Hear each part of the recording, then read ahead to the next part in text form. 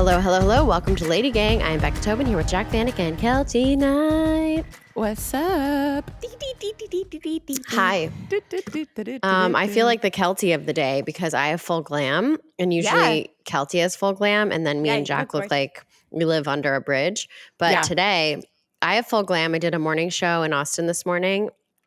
It was just so fun. Local news, the vibe is just everyone loves their job. Everyone's happy to be there. It's just so different from LA.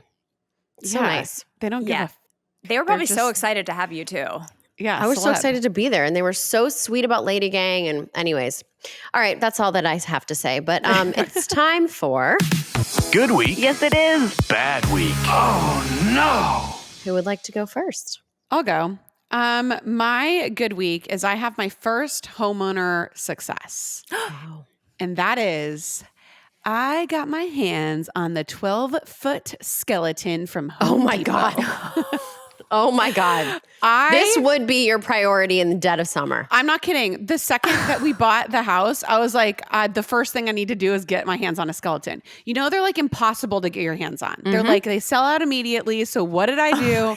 I joined the 12-foot skeleton Facebook group a month ago. And I was like, okay, I need to get the tips and tricks. Like how do I get it in time? Like before it sells out. So they were like inside rumbling. Somebody must've known somebody that works at Home Depot in there. And they're like, okay, on July 18th at 6 a.m., they're going on Eastern Standard Time. Which is 3 a.m. our time. They're going on sale. So Jared was on tour, and I was like, Jared, this has got to be a you job because if I wake up, I'm never going to go back to sleep. So I made him set an alarm for 5 a.m. because that's where he was during the time to get the skeleton, and he got it. And I just had to pick it up from Home Depot. I had to take it apart to put in my Jeep because it barely fit. Wow. But we have it. It's sitting in our garage, and I cannot wait to put it up. Wow, that is spooktacular. Dude, Keltie has one that on the bottom of your street, Keltie, there's always someone with that giant skeleton. Have you noticed it? Yeah, and they've like expanded. Like there's a giant skeleton top that comes out of the grass now. Like, I mean, there's lots of different kinds. What I think is funny about this is we were just like getting prepped and I was like, hey, like where's Jack sitting? And she was like, I'm so sorry, I don't have a better shot. Like I only have a couch. And I was like, this is so Jack Vanek that like you don't have a kitchen table, you don't have a desk where we could podcast from. You're sitting on the floor, but you're like, I got the skeleton. I'm like, maybe we should join the furniture and the OC Facebook group, but live your life. You know what? You're going to do home ownership the way that you're going to do home ownership. And I wouldn't expect anything less from you. And you know, I'm not going to shame you because you know my feelings about Halloween decorations. And, yeah, I know. But this is the big boy. If you're new to the LadyGang, I'm actually it's almost like you would think it would come from like a religious, you know, something like but I hate celebration corpses. of death. I hate. Well, you don't like decorating for anything. Yeah, but I specifically hate when I go on walks with my 2-year-old and there's like a zombie, like a decomposed body coming out of the grass. And I'm like, don't worry, buddy, it's not real. But in my mind, I'm like, but it is what actually happens when you die. So thank you for the reminder that we're all going to die. You're Happy Halloween. My favorite thing ever was when I was like, I'm leaving the Facebook group now. I did it. Don't need you anymore. Bye. But the last thing I'm going to say about it though is so funny because Jared, he got it. Like we're like, whew, glad that we had to like put our like credit card details in, like whatever, to like get it like at 6 o'clock. And then he checked back like 18 hours later and they're still available. So, but we got it. I was like, better safe than sorry. You should have bought 2 and then you should turn around and sell that you can only buy one. Well, they you should limit. You should have called me. I love a I mean, I hate a skeleton, but I love a deal. I know. And they're so cheap. Anyways, a skeleton scalper. Isn't that what you would be? Scalper. I would have bought one for like $800 because I didn't know that it was actually that easy. But anyways, how much are they? $300. Wow. Which in the grand scheme of things is not bad. It's 12 feet tall. If you're paying per foot, you know. You almost don't need anything else if that's in your yard. No, you don't. That's why it's so great. My bad week is I just went to go visit Jared on tour and I flew back yesterday and I had to fly on United. Now, United is an okay airline, but I'm a Delta flyer, and you would have thought it was my first time traveling, flying on a different airline. Mm-hmm. It is so hard. It's so confusing. The boarding process is like so chaotic. And then I got on, and there wasn't a place for my bag. And I get so embarrassed, like when I have my carry-on and there's nowhere to put it. I had to put it on my seat. I had to be like to the flight attendant. I'm like, I don't know what to do. And then I was that person, and I'm usually like looking at those people while I'm in my seat already. You know, it was really bad and like kind of embarrassing and humbling for me. But it hurt. It hurt. Wow. Well, this actually ties in beautifully with my good week. Is that Great. Southwest announced that they aren't doing they're doing seat assignments now. Yes. And I've yet to meet someone who enjoys that is part of the Southwest shtick, right? Yeah. I mean, I think there may be people who are really loyal to Southwest and they have some sort of status that helps them get better, to like choose better seats once they get there. I'm assuming that the status will help them book better seats to begin with, like kind of like every other airline. I'm sure. Yeah. Mm-hmm. But I'm so thrilled because it is the last remaining piece of what I need to be able to fly from Austin to Burbank more often. Yes. Because I love my Delta. But it requires me to fly into a worse airport, LAX. So I'm really excited, and it's a celebration. I'll no longer make fun of Southwest. So everyone who listens who hates me for bagging on Southwest, I have said multiple times, the only reason I don't enjoy Southwest is because of the seating. It turns people into savages. So thank you, Southwest. I love it. My bad week is that Ford is starting school very shortly in a couple weeks, and I have been warned by everyone in my life that it's going to be a very brutal couple weeks of him getting dropped off, screaming his face off, and him being ripped from my bosom and put into this room of other screaming toddlers. I have so much anxiety about, I know he's going to be fine. I don't remember anything from when I was 2.5, and that's what I keep reminding myself. But it's horrible. I mean, with Orly and Barbara, well, not necessarily Barbara. With Orly, I used to get anxious dropping her at a dog sitter, like a dog watcher person. Yeah. And that's a dog. She couldn't cry for me.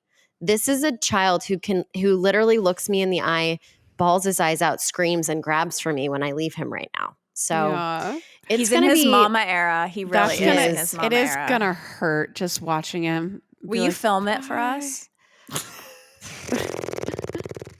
I mean, for personal use, yes, maybe. I don't know. Zach and I are going to go together, and it's going to be even worse. Zach's going to cry like a baby. Yeah. Zach is not okay. So I'm going to keep everyone updated. If anybody in the Lady Gang has done this and has any tips, I've been told that there's an episode of Daniel Tiger about going to school, and they sing this song about how grown-ups always come back. Granted, I think that's kind of lying to them because sometimes parents don't come back. Sometimes they die and they don't pick you up much from of a school. realist. Too much of a realist. Oh my God. Too much of a You're going to realist. come back for at least a while. Too dark. Too dark. Yeah. But I think that's the best advice I've been given so far. So if anyone has pointers, please let me know. Keltie? All right. I'm going to go to all of your things were like lovely. Like Becca's such a thoughtful mom. Here I am. Good week. I'm really into Reddit. I have never been before. I'm really into Reddit. What are you Redditing? Everything. All the shows I watch, podcasts. I mean, I'm really into it. And of course, what do you do when you go on Reddit? You Google yourself. You Reddit yourself to see what's happening, what people. And there's nothing. I'm not a hot commodity on Reddit. There's not much on Reddit on me. But I will say, I did find one thing. I was featured in the Reddit Pretty Older Women. Oh my God, Keltie, Jared saw it. Shut up. Oh my God, I wasn't going to bring it up because I was like, is this like offensive? It's so offensive, except for me. I'm so happy about it. It's all like elder ladies. Jared literally, he goes, dude, Keltie came up on my Reddit as like pretty older women. Wait, but like who else is in this category and what is the age? Older women? That's your early 40s. How's that older women? It's older women. I felt good about it because normally they're like, you look like Caitlyn Jenner. Like, I'm thrilled to be a pretty older woman. Are you with Sharon Stone on there? Like, who else? I will report back. I only saw myself. I'm Googling this. Dude, I really am curious. That is so funny. Yeah. Oh, God. Amazing. Okay, my bad week is that Chris Knight listens to the podcast, and a few weeks ago on the podcast, I had said something in passing about my marriage being in shambles, and the you word do that I used often. You do it all the time. I know. I want to say that my marriage is not in shambles. I want to apologize here to Chris, love of my life, Knight. I used the word shambles, and what I meant was ships passing in the night. When Chris and I both get really busy, we're not connected. We don't look each other in the eyeball. He's going here. I'm going here. I'm going here. It's like we see each other in the morning. He kisses me goodbye. He goes to work. I come home. We stare front. How was your day? How was your day? And we go to sleep. Like there's just not a lot of romance and connection. And that's life. And that's real life. And I feel like everyone in marriage is either in the honeymoon stage or they're talking about their terrible divorce. And no one's just being like, my marriage is mid. And I'm just saying that right now we're in work mode and our marriage is mid and it's fine. But then Chris was like, oh my God, I need to try harder. And all of a sudden he's been like, can I bring you a cup of tea? And I was like, why are you being so nice to me? Like, it's just so weird. Anyway, my marriage is not in shambles. My marriage is great. And we continue to learn and work and do our best with what we have in our busy lives. And it's not easy to keep your marriage spicy and alive, but I definitely am committed to doing that. And he's the love of my life. That's all. Hope you're listening, Chris. I love you. Chris. Well, this is a nice little lesson, you know? Yeah. And thank you for listening to LadyGang and tell your friends. Okay. Thanks for your downloads. I just want to report back a few women who are on Pretty Older Women. Minnie Driver, 54. Jillian Anderson, 55. Nicole Scherzinger, 46. Okay. Yeah. I'll be on a list with Nicole Scherzinger. Jennifer Garner, 47. Miranda Kerr, 41. Yeah, I'm on it. Okay. Charlize, 48. You're on the younger end of the Pretty Older Women. So you're like a freshman.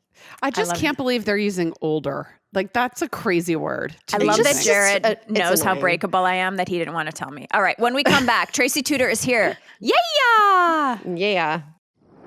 The LadyGang.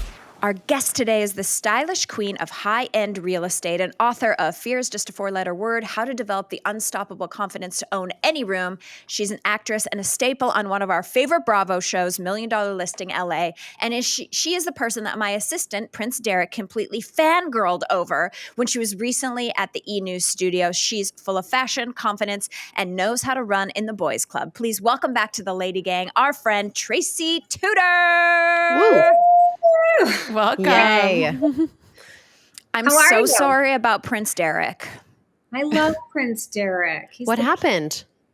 He was like in my dressing room and Tracy was doing Access Hollywood and she's wearing this like sick kind of like leatherette red dress. I mean, she really came to play, which I appreciate. No, she was wearing a polka dot dress. Never mind.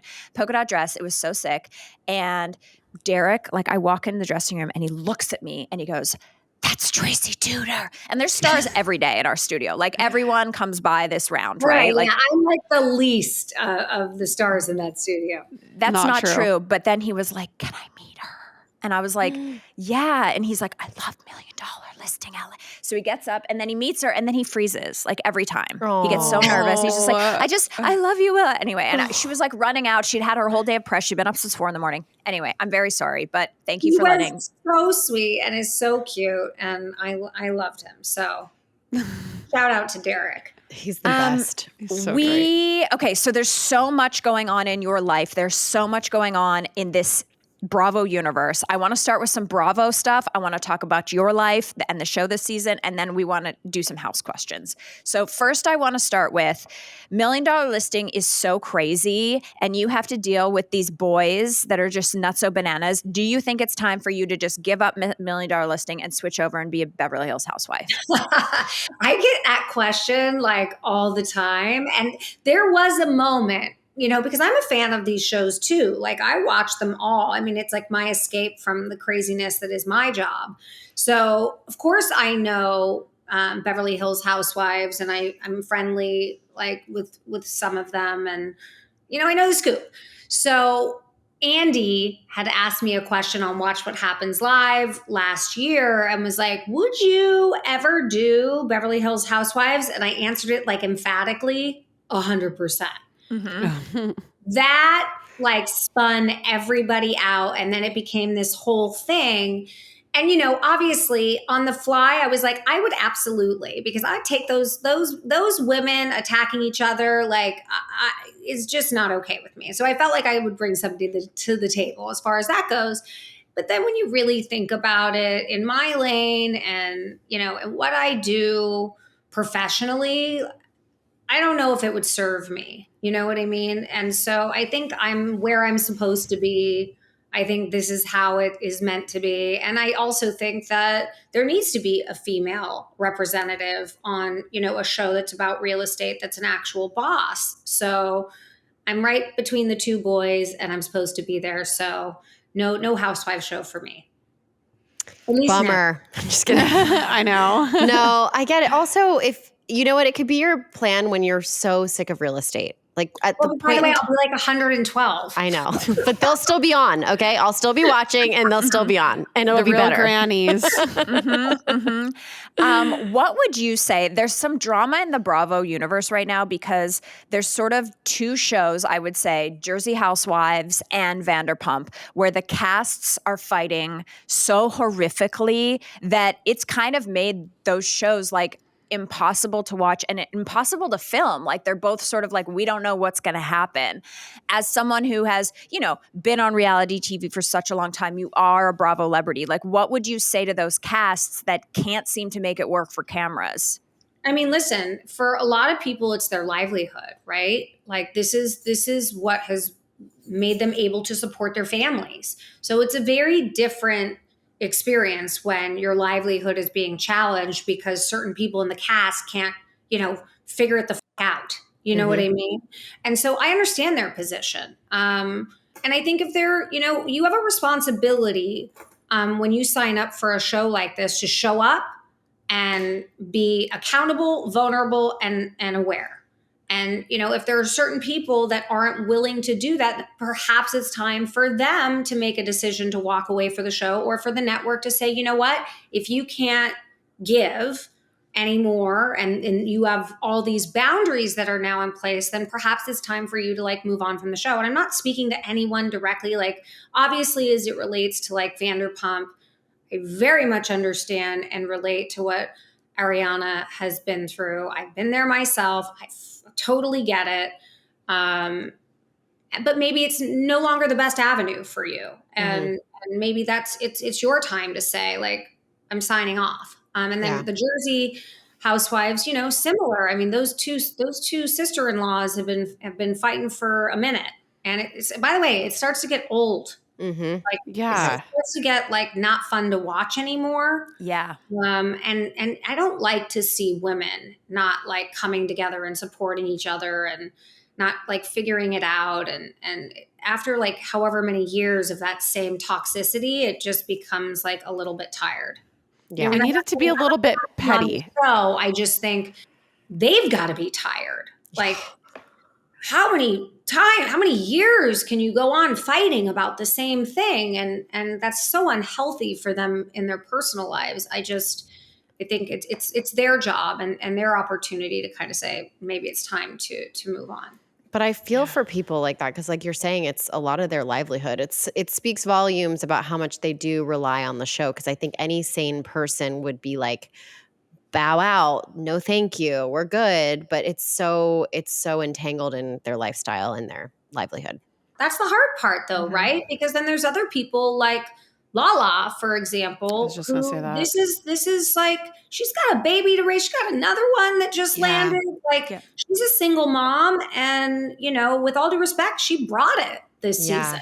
Well, and that was like, didn't she like kind of like said something about Ariana in that way where it's like, I brought it, like, why didn't you bring it? And it's like, well, Ariana doesn't need the show anymore. Well, but don't forget, like Ariana, I'm so invested. Can you tell? Same. Don't forget. It's a little sick. I need to like move on. But Ariana literally was cameras down for like 10 minutes to process what the she just went through on live national television, watched by millions and millions of people. And then they were like, oh, P.S. season whatever, we're going to start shooting in 3 weeks. Now, mind you, for all of us, by the time that aired, it had been months. So we're like, get over it. Yeah. Like she didn't live that. She had to like go cameras up a month after the show, like finale. That was must have been incredibly hard for her. And of course they wanted her on the show, but of course, perhaps at this point, maybe she is like, I'm ready to move on. She's incredibly talented. She's a gifted actress. Like that's her wheelhouse. She can do other things. She's booked and busy now. Her sandwiches are flying off the sandwiches. A lot of sandwiches. Have you ever in your off-camera life and your professional real career of being a real estate mogul, have you ever had to be on a deal with other reality TV agents, like from Buying Beverly Hills or Selling Sunset? I know Josh Flagg famously was like, I only deal with people that are like real, agents or whatever. But like, have you ever actually, because Kershell actually showed me a house once. So like, I don't know if I don't think she's still really doing it, but like, do you ever like kind of, when you're not cameras down, like meet up with one of them? Yeah, I mean, listen, I've obviously showed properties with Jason Oppenheim. We've been I've known Jason for years. Jason is obviously selling real estate at a very high level. I have a ton of respect for him. I haven't done any deals with anybody else from said shows, other than Mauricio, right? Obviously, who I also have a ton of respect for. I did get a call from Christine Quinn a couple years ago to sell her house in the hills with her now ex-husband. That was kind of put on hold because I think they were trying to figure out, their what they wanted to do. But that's kind of interesting. Why wouldn't she sell her own house? Well, it was her house with her husband. Oh, I know. But if she's a real estate person, wouldn't she just sell her own house? Well, she wasn't really doing real estate anymore. Right. I mean, granted, she's licensed, but yeah, she also had a very different career. Yeah. And a big in the fashion world. And she was having an amazing time doing that. Yeah. And of course, she called me and I was like, why aren't you calling Jason? And she was like, because we hate each other. No, she just, I think she wanted to work with a woman. Yeah. And so, I thought that was pretty awesome of her. She is a phenomenal, human being off screen. I know, with all the drama of that show, which I don't really watch. I've watched a little bit of it, and she's was definitely a big personality on the show, and was a huge star because of the show. But as a human, she's a really, really solid, good girl. So it was kind of funny to see her, not in her Balenciaga, Louis Vuitton head to toe, but with a bun on her head in her tennis shoes at her house. And I was like, all right. So I've had obviously some experiences, but for the most part, most of the deals that I do have not been with reality television stars. Okay, so this season of the show, quite difficult to watch for you. I'm sure that you're having such a great time reliving this. That's super fun. It's super fun watching yourself go through super heartbreak. It's really hard to watch, but I think as a viewer, we really appreciate your vulnerability and you being authentic because, our women know in the LadyGang, this happens, right? You think, okay, this is my person and I'm set now. And then you break up and having to break up in the public eye. I guess I just want to know, I was trying to turn this into something sort of universal for lessons for all of our ladies that listen. What are your thoughts on what kind of ex you are? Are you someone who stays friends, who tries to keep it cordial? Do you unfollow right away and just clear cut? Listen, I think it depends. Obviously, I was married. There was trauma attached to my breakup with Eric because of what I went through with my ex-husband. So I was very triggered on a lot of levels. It took me a long time to move on from what happened in my marriage. We've now been divorced for almost 8 years. And for people who didn't know, could you explain a little bit about that? Sorry, not to get into it. I talked about it a little bit on the episode. Yeah. But, my husband and I were married for 14 years by the time we got divorced. And, he had an affair. And he had an affair during the first season of $1 Million Listing Los Angeles. And I found out about it sort of midway through the season. And I had to kind of protect my children and protect, obviously, their anonymity and what was going on in my marriage and just get through the end of the year. And then I filed for divorce, after obviously getting through that season. And it took me a long time. And my husband, obviously is now married. He has a baby on the way. And it took me a long time to forgive that betrayal. I think getting in a relationship with Eric, on some level, I'm an intelligent, educated, smart, street smart woman who had obviously been down that road already. Was there something always in the back of my head that was like, he's 28. Well, I mean, he's now 29. Yeehaw. But, he's a 28-year-old man. Like, of course he's looking at Instagram. Of course he's doing all of these things. But I think, we got together in COVID, we fell in love, and it sort of morphed into this more serious relationship. So when that happened, at the same time, I was also facing, I'm in a relationship, I'm 3 years in with someone that I absolutely love and adore, but is this a forever thing? I know it's not. And I think I was just waiting for like the universe to like put something in front of me that gave me a reason to say I have to walk away.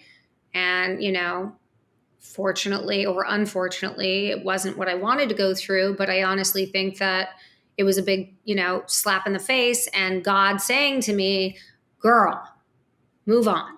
And so I did, but I was able to kind of push through that, and we have maintained a friendship. I have maintained a friendship with my ex-husband. Not to say that there aren't layers that are complicated. There are. Boundaries are sometimes a little bit blurry, and I think that can be difficult. If I could do it over again, would I have more boundaries with Eric post breakup than I did? Yes. I would perhaps have taken a little bit more time for myself to establish like being away from him. But this guy moved out of my house. Like on that episode, we weren't producing that. Like he moved out on Sunday and I had cameras in my house Tuesday. So it was really fast and it was really tough to process. And obviously I was incredibly distraught. Yeah. And so, I found my way through it. If I could go back, I probably would have taken a little bit more space, but I have a lot of love for the guy. And I think ultimately he's a really good person that fucked up. Right. And he's 29 years old. So my expectations of a 29-year-old male, and candidly, a 50-year-old male, a 40-year-old male. No, A male. any male. Any male. Man. It is what it is. And so my advice to the gals out there that are like struggling with that stuff is, perhaps take some time to yourself, have those conversations about potentially moving forward as friends. But having boundaries around that is important. And I think the hard part of moving on and starting to date again is you're like, so wait, this guy still trains you and like is in your backyard? Like, I don't. And I'm like, yeah, but we're just friends. Like, I swear. like, really? So that can be a little bit challenging from time to time. I think we hear this over and over again, and we've all discussed it. I mean, maybe not Becca because she like is a cutoff. Actually, Jack's a cutoff queen too. Okay, It's just me. I think that one of my biggest regrets in past relationships is, again, trying to be like, okay, well, this person's been in my life for years. They're going to stay in my life right away, but in a different capacity, and that's going to be fine. And I think, I think it's actually smart what you're saying, your advice, that like, you know what, you need to cut them out. You need to take some time away. You need to be sad, be lonely, get over it. And then in 3 months, 6 months, a year, in 5 years, they can like sneak back into your life and you can have a ha-ha, laugh about it and like be in your life. But I think you've never met a woman that's like, oh, I wish I hadn't taken more time. Like, I think that's really, really good advice. Yeah.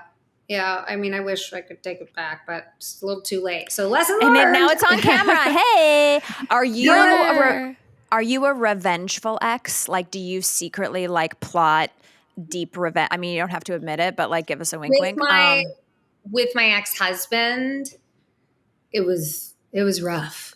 You wanted it to burn. You were like, I wanted him to like burn. I wanted to burn the house down. And it took me a long time to forgive him and forgive her.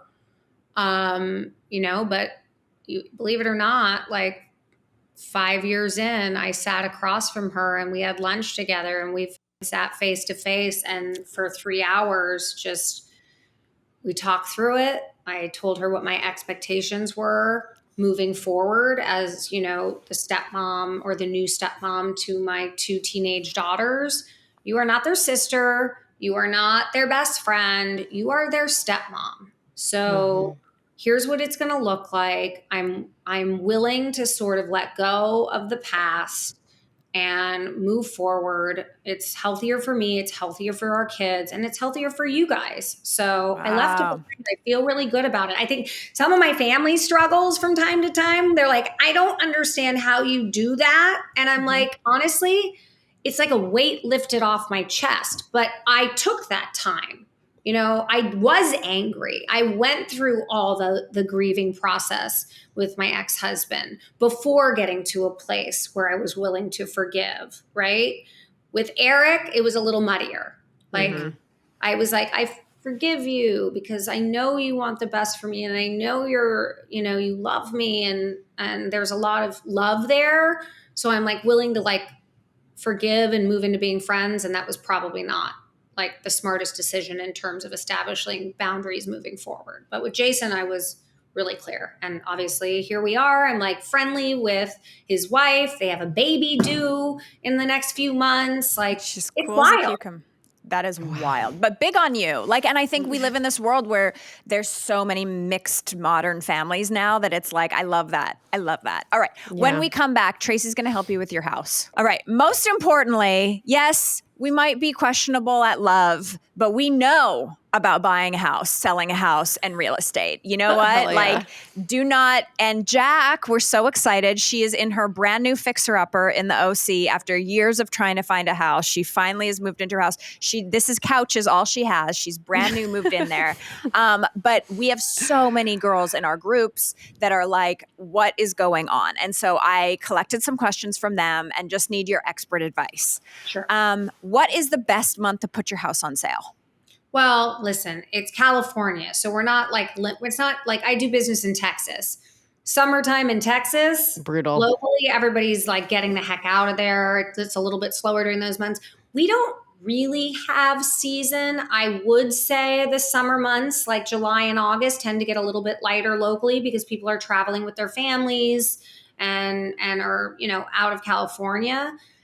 If I had my druthers, I would probably say best time to list typically is like February, like after kind of you get through the holidays and all those expenditures from the holidays, and everybody's really stressed out from that, kind of coming in mid-February or early March. And if not that, September. Love it. 2 things that when people are walking through a house and they're looking to buy that they always forget to check, that they should be paying attention to. Look up. Look up.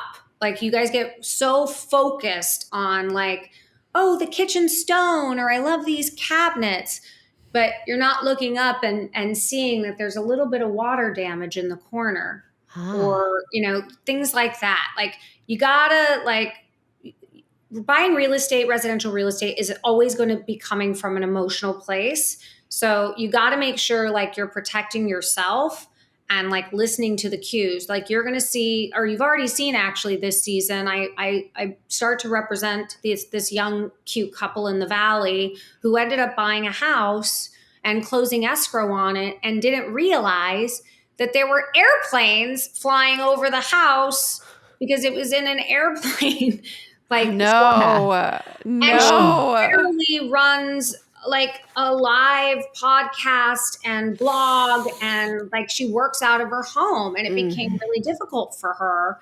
And I felt horrible for them because it wasn't really disclosed by the seller that it was in a flight path. But these are the things like when you are in an escrow, look at everything. Don't be like, oh, I don't want to spend money on inspections. I'll just get like 1. Get 10. Know everything about the house. Know how old the HVAC is. These are all things that like a couple years down the road, you're going to have to pay for and you're not going to want to. So do that diligence up front. Sorry. That happened to us. We like when we had our inspection, we need to get our money back from these people, but they were like, oh yeah, everything looks good, like blah, blah, blah, blah. And then we ended up getting like an electrician coming in and, all like the specialty people. And it was like, oh, there are so many things wrong with this house that the guy just like completely glossed over. So I think it's, so important to just like spend the $200. It'll make like, it literally almost broke our deal with this house. So it's like, you're going to end up spending so much money fixing shit that you didn't even know was broken or on the fits. Oh my God, remember the time I had the inspection and then I moved into my old house where we shot LadyGang TV and we're like, God, it's drafty in here. And I pulled up the grate for like the air and the heat and it just went to the ground. It wasn't even connected to a pipe. For 2 years I lived that way and the inspector didn't find that. I'm like, what the hell? Okay. Renovations that you can do that actually add value. So we come in, like you said, emotional, and we're like, we want this tile, and we want this backsplash, and we want this thing. What are the things that if you buy a fixer-upper or you buy a house like Jack did that's like hasn't been updated since the 90s, like what are the things that actually add value? I mean, obviously square footage is number one, but if we take that out of the equation and you're working within the confines of the footprint of the house, I would say pay attention to flow.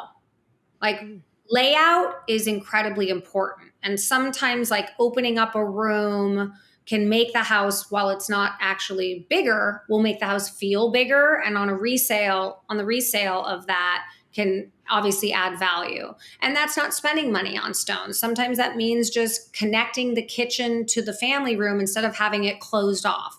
That's like one thing. Another thing I always tell people is important is the first thing you see, the front of the house. Like, what's the curb appeal? How can you change that? How can you make that feel more private? Is it landscaped properly? Like, that's like the first thing people see when they drive up to a house. It's their first impression. So I always tell people, like, when you're getting ready to list or you're working on your house, pay attention to the front, not just the inside. I love this. Now, everything, I think Jack put offers on 5 different houses. Everything is across the country is either underpriced. There's multiple offers. People are listing things, $200,000 or $300,000 less. Yeah. And then people are, how do you know if something's really in your budget? Well, oh no, you don't. Well, there's layers to that. And of course, it's incredibly nuanced, right? Like the market is all over the place right now. It depends what price point you're in.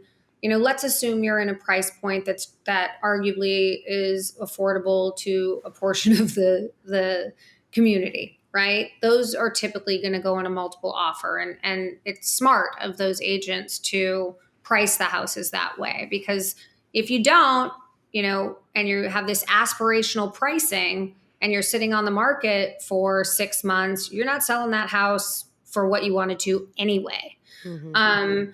But, things change. Interest rates shuffle. Like this last 2 years has been a nightmare for buyers because what they could afford at the end of 2021 was a $3.2 million house. And they had the down payment for it and they could afford the monthly cost and the PITI, insurance, taxes, et cetera.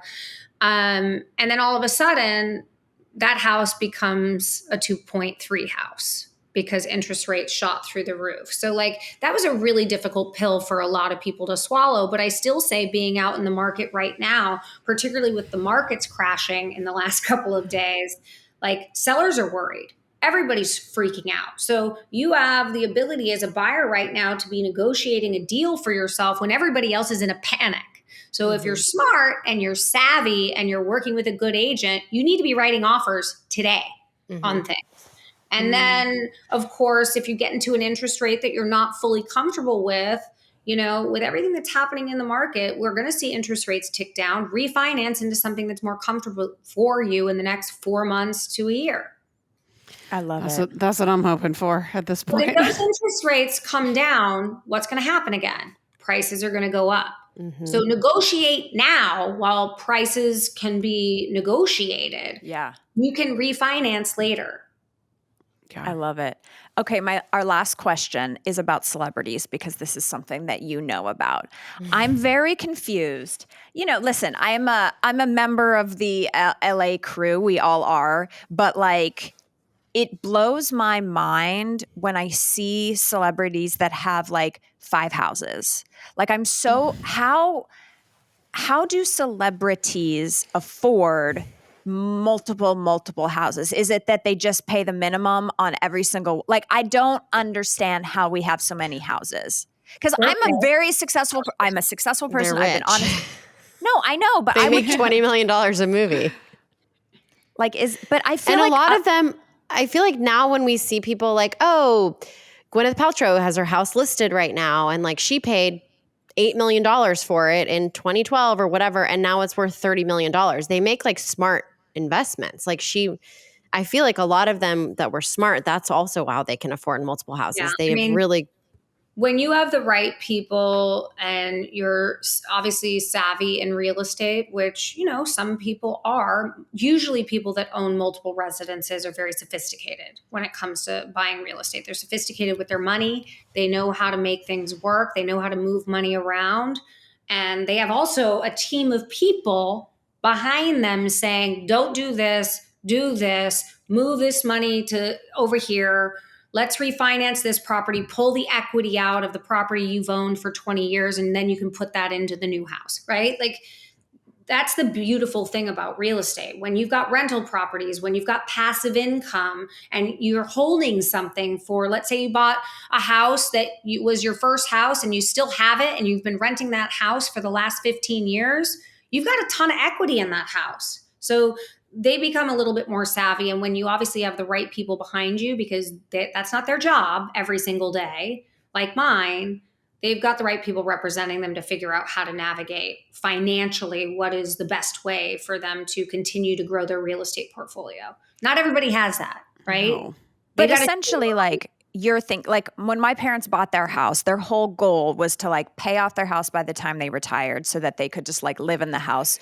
Like, that's sort of from a different era now, right? Like, these people are not expecting, okay, I have a couple houses and whatever, and at some point I'm going to pay them all off. It's just like a constant shuffle, right? Right. And I always say to like people, like, LA real estate is too expensive. Like, I can't even afford to buy a house. And it's like, you're thinking of like your home. You can't look at, when you're getting into real estate and you're making your first purchase, this is not your forever home. This is your entry level home that you can afford, that you probably don't love.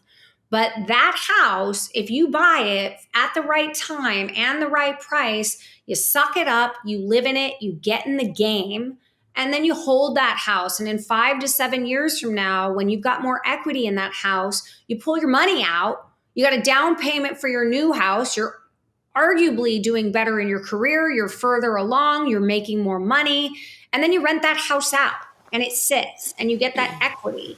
And that's how you get in the game. But I think a lot of first-time buyers are like, I need A, B, C. I've got to be thinking about like probably a 3 to 4 bedroom because I'm going to have kids in the next 5 years. I'm not even married yet, but I'm already planning like, the next 50 years of my life.